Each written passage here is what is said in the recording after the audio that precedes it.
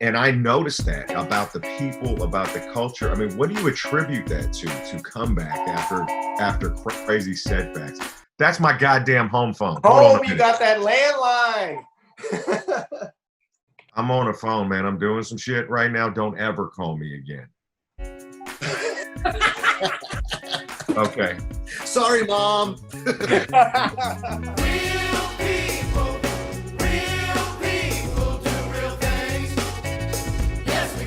Welcome to another webisode of Mobile Homies, where I talk to my homies. I've known these guys for a long time. We've recorded together. We've toured together. Two really important people in my lives, live and direct from New Orleans, Louisiana, Rob Mercurio and Ben Elman of Galactic.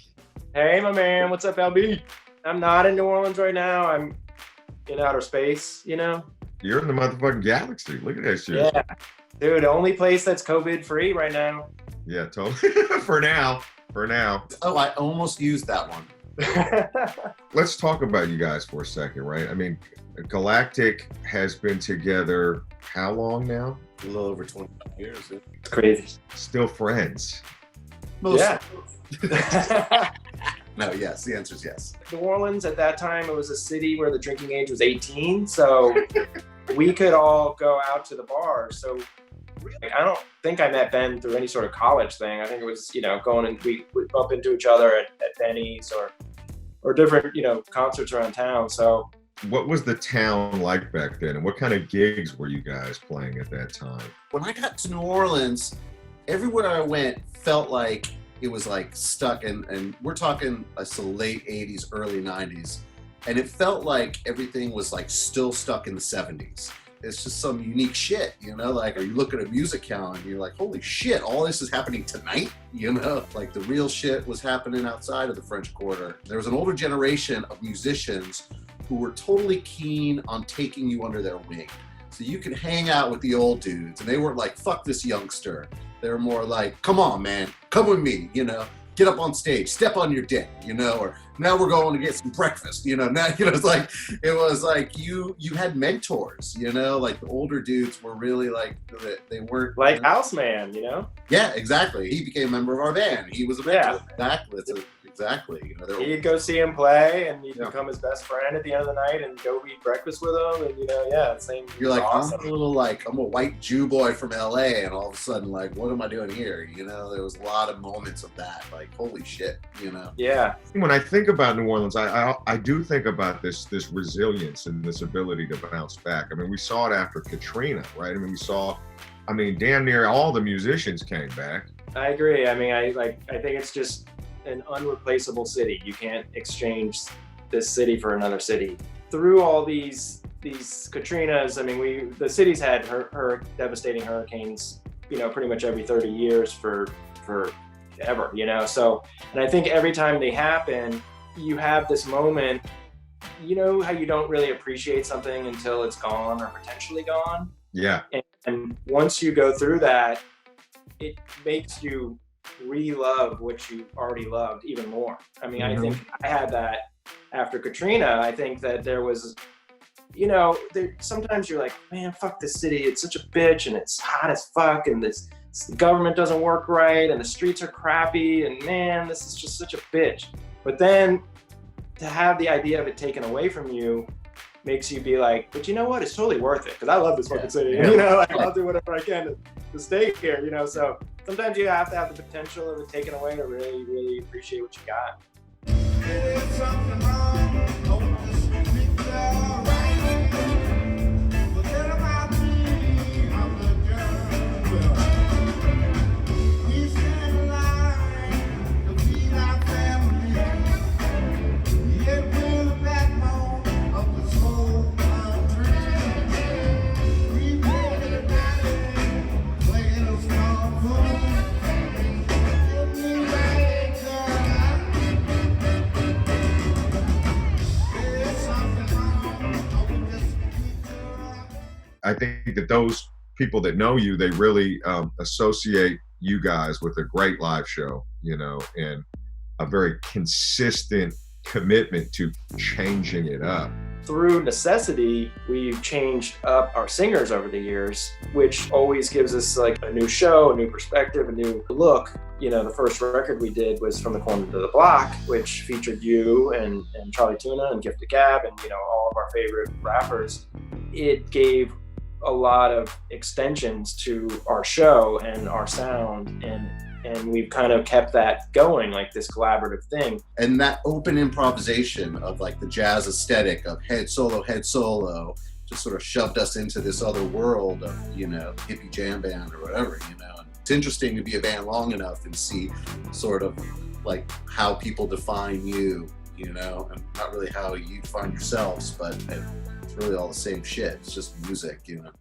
Okay. One stage and one stage only. Tips after midnight, second set.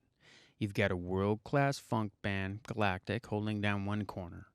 And in the other, the outfit that kicked the New Orleans brass tradition back into gear, the Dirty Dozen Brass Band. And in the middle, fronting, is New Orleans' own Juvenile.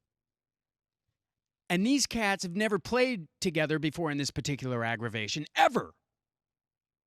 It's a recipe for chaos, for cacophony, for a musical train wreck of epic proportions, right?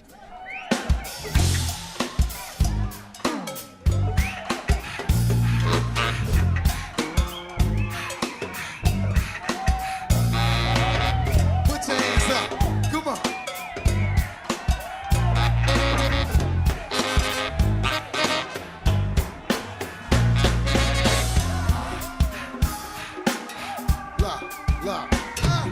Right in Louisiana, camouflage bandana around there. I had to man up and know you had to stand up. Didn't believe in Santa, hustling from the grandma last seen in the certain when the lights went out. I must have made about a couple 100,000 in droughts. Tyler down and Rouse when I was out and about. Found the second line cruising 22s on the 6. They get a whole lot of respect when you that dude from the bricks. From the corner to the block. From the corner to the block. From the corner to the block. From the corner to the block. From the corner to the block. From the corner to the block.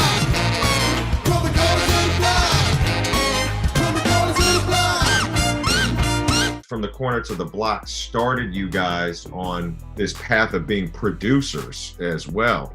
The Revivalists, Trombone Shorty, Big Frida, Porch 40, Walter Wolfman Washington, Chawa, Tank and the Bangers, my albums.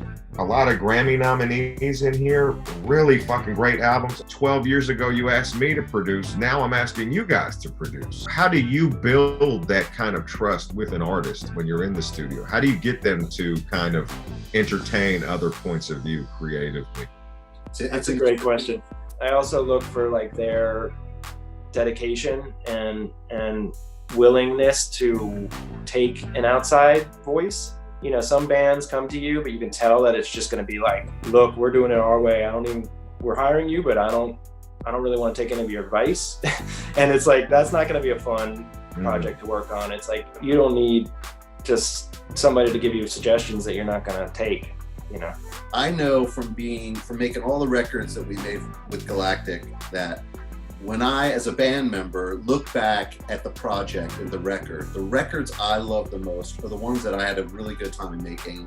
As a producer, to me, it's become important, and not all producers, I'm sure, feel this way, but it's important to me that you walk away from making the record feeling good about it, you know? I mean, that's part of it. This is your art, this is your record, you live with it forever, you know? It speaks to your production style. It's not a one-size-fits-all production philosophy. It's like, you know, you guys get in there and really do something that fits the artist, you know? And on that point, what are some of the joys and challenges of working with Lyrics Born on album?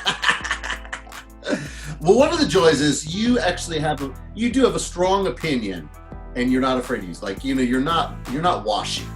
That's kind of a hard thing, is working with somebody who's washy. Like, if we presented something to you, generally you would be like, I like it or I don't. You know, your decisions were pretty firm, rather than, you know, make it more purple, or can you add some, you know, whatever. It was just, you were definitive in your opinions, and that I find helpful. Make it more purple. and your subject matters are always very creative. You have a really awesome way of approaching even a concept that's been rapped about or sung about many times, but you always seem to have a new perspective that's creative and entertaining, you know. Thank you, man. And I appreciate you saying that, and I invite you to say more.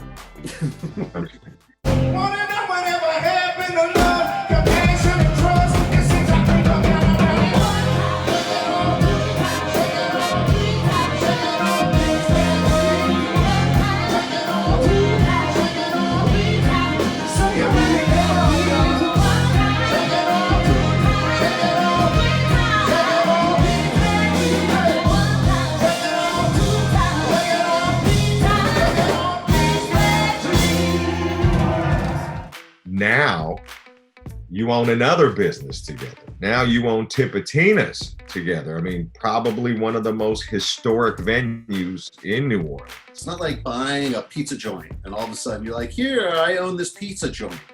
Like, it's an iconic cultural institution in the city. It's been here since the 70s. We didn't start it. We didn't build it. We were part of it, you know, but now it's our job to carry it on. And now we're the caretakers. I don't feel like we own it. I just feel like we're tasked with the operations and making sure that it stays part of the community and serves its purpose, you know? It's been an amazing journey, I think, and a really special privilege for me to be your friends. Shout out to New Orleans, Louisiana. I love you guys, man. Thank you. Love you too, man. Thank you. This was fun, man. Thank you, LB. Absolutely. I Cool. swear that demos are coming. No problem, man.